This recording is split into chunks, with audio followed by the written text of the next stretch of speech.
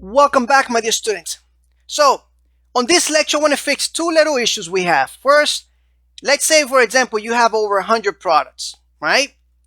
Well, yeah, we can include this here, but we don't have, right now, first of all, our bootstrap, our styles are breaking. That's one thing.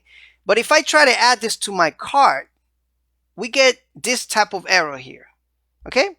Let me show you the reason why we get this. Well, right now in the cart page, in cart.php, we are actually limiting, okay, limiting the amount of products, the idea here, okay. So basically, it's not going over certain limit.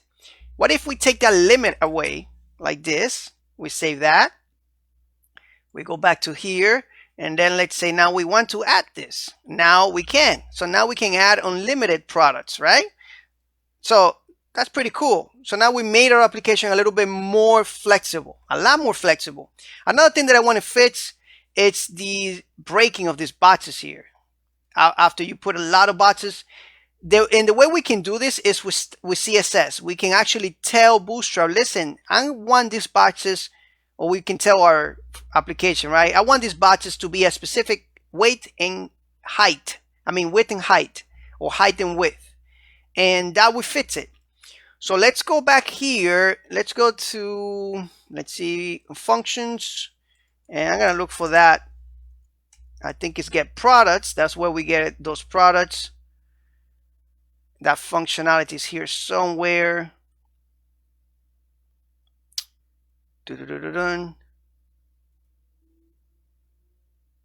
Actually, let's go back here. This is index. It's been a while since I been playing around with this code. This is get products function. So it is here somewhere.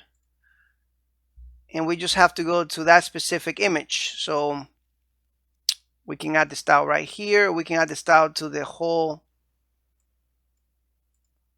div.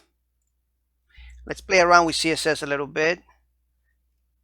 Inspect it. And let's see if we add it to the thumbnail here, and we add a width or a height of 90 pixels. Let's see what happens. Nothing happens because we have this thumbnail class there. Actually, something does happen. You see that? Okay, so let's make one of these boxes. You know what? Let's play. I don't want to play around too much with this functionality there.